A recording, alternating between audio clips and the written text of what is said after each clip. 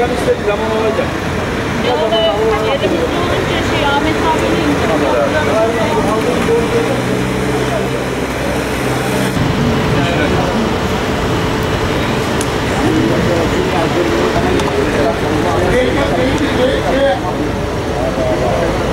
Biz şimdi tabii yaklaşık 2 yıldır Gazze'de devam eden bir soykırım var. Bu soykırıma karşı herkesin elinden gelen gayret ve çabayı göstermesi gerektiği kanaatini ilk zamandan beri taşıyoruz. Bizler de hukukçular olarak Adana'daki hukuk ve adalet ile dayanışma topluluğu olarak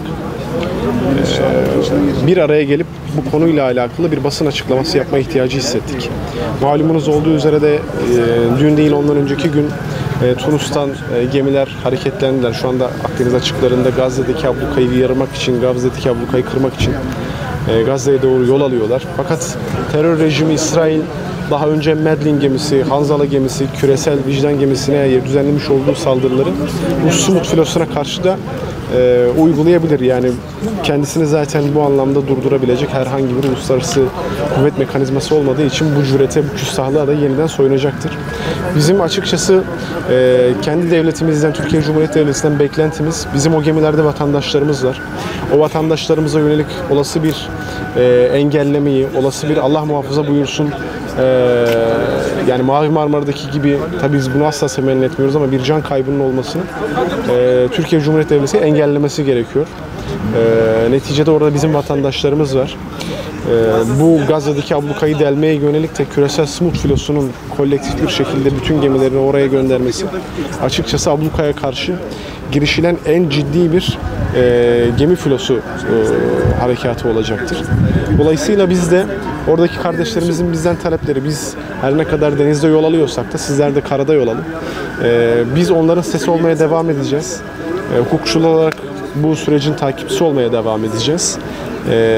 Bunu Türkiye gündeminde en azından kendi elimizden geldiği kadar mütemadiyen sıcak tutmaya, bu gündemi soğutmamaya gayret göstereceğiz.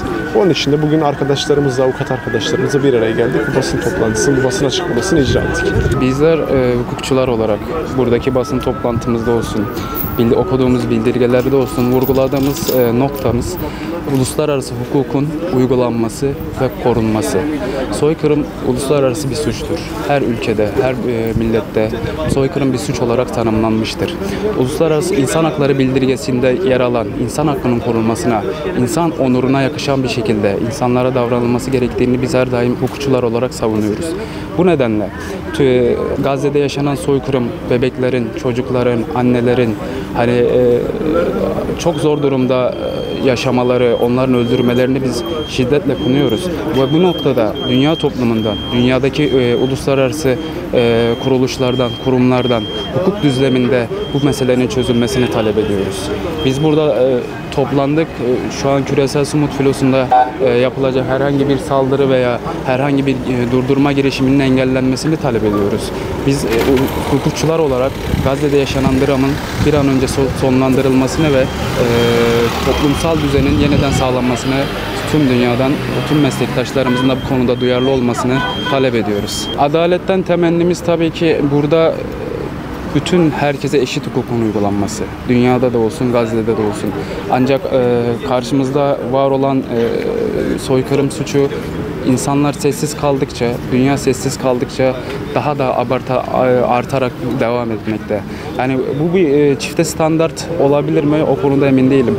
Ama eğer Gazze'ye daha fazla sessiz kalınırsa artık Gazze diye bir yerin olmayacağı da su götürmez bir gerçekliktir. Bu nedenle biz tüm toplumların, tüm ülkelerin Gazze konusunda duyarlılık sağlamasını, hem İtalya veya Malezya devletleri gibi önlemler alınmasını, cezai yaptırımların uygulanmasını talep ediyoruz. Tabii bizim talebimiz sözlü olabilecek noktada. Bu konuda diğer sorumluluk alabilecek devlet görevlileri olabilir, siyasi görevliler olabilir. Bu nedenle biz hukukçular olarak uluslararası hukukun tamamen, tam manada uygulanmasını talep ediyor, toplumdan temennilerimizi sunuyoruz. Gazze'de 2 yıldır insanlık trajedisi yaşanıyor. Gerek insanoğlu, gerek uluslararası hukuk ayaklar altına serilmiş durumda.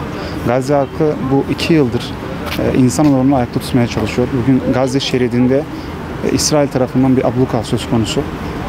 Bu abluka 2 yıldır kırılamadı. Her ne kadar uluslararası toplum ayakta olsa da, her ne kadar sivil toplum ayakta olsa da maalesef devletler herhangi bir şekilde adım atamadığından dolayı fiili bir karşılık bulamadı bu bütün çabalar. Bu yüzden bugün sivil toplumun yapması gereken şey devletleri ayağa kaldırmak. Çünkü devletler ayağa kalkmadığı sürece bugün bu bütün kınamalar herhangi bir şekilde karşılık bulamayacak maalesef. Bugün Sumut Filosu da zaten tam olarak bu görevi üstlendi. Uluslararası toplumda herhangi bir şekilde ırk, dil, din fark etmeden tüm toplum bir yerde toplanarak Gazze'ye karşı yola çıktı, Gazze'ye doğru. Burada Sumut Filosu'nun üstlendiği şey sadece bir yardım götürme eylemi değildir. Bugün Sumut Filosu insanlığın onurunu ayakta tutmak adına bu girişimde bulunmuştur ve inşallah bu karşılık bulacaktır. Er ya da geç bulacaktır karşılığını. Çünkü suskun kalmak kabul etmektir. Suskun kalmak suçu üstlenmektir. Bugün Sumut Filosu bu insanlık onurunu ayakta tutmak, uluslararası hukuku karşılık bulamadığı bu trajediye karşı bir cevap verme noktasında ayağa kalkmıştır. Umarız inşallah başarılı olacaktır.